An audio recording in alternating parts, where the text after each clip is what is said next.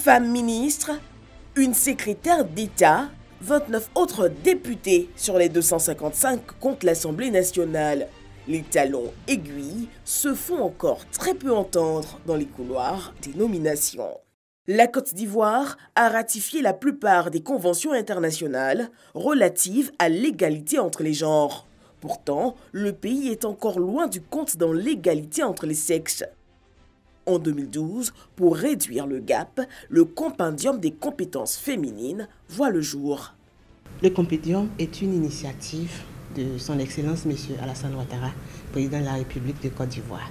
Quand il est venu, il avait envie de nommer les femmes et les hommes. Il avait envie de valoriser les compétences des femmes parce qu'il y croit.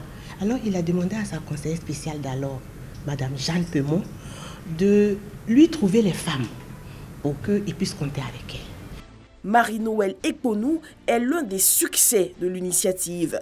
Ménagère, mère de 4 enfants, elle a bénéficié en dépit de son niveau cours préparatoire de l'encadrement de la formation du compendium.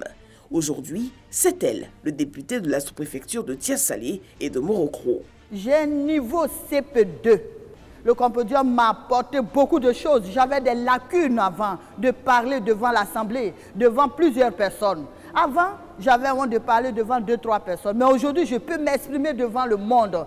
Entre autres objectifs du compendium, renforcer la visibilité, la participation et le leadership des femmes dans la gestion des affaires publiques et privées, fournir des informations utiles pour le recrutement, la nomination ou la représentation des femmes, identifier les secteurs où elles sont sous-représentées en vue d'inciter des mesures correctives. Là où elles sont nombreuses, vous voyez ici l'histogramme, ça nous montre que c'est dans les activités judiciaires, les activités d'enseignement, le marketing et la force de vente.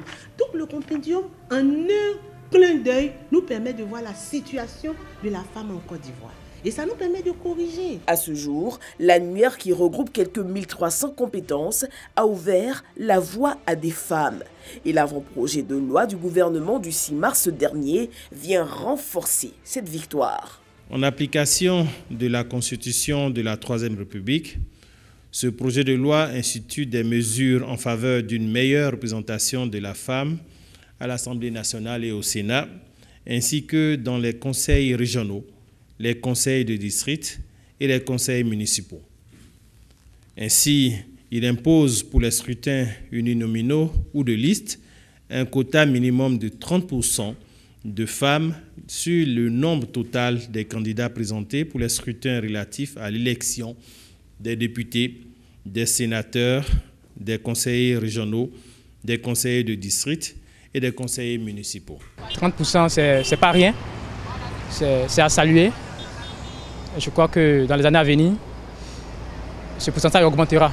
C'est vrai que la décision a été prise, mais il va falloir que cela soit réel, même si on peut aller au-delà des 30%, ce serait déjà une bonne chose. Cela donnera encore plus de crédibilité à nos institutions, donc c'est une bonne chose. Pendant 8 ans, nous avons formé les femmes.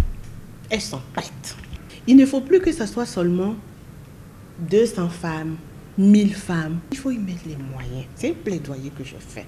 Aussi bien au niveau du gouvernement que des partenaires au développement, que des partenaires même à l'international, pour que beaucoup plus de femmes puissent bénéficier. Le compendium travaille aussi à la certification genre. Elle devrait permettre aux entreprises employant un grand nombre de femmes d'améliorer leurs performances.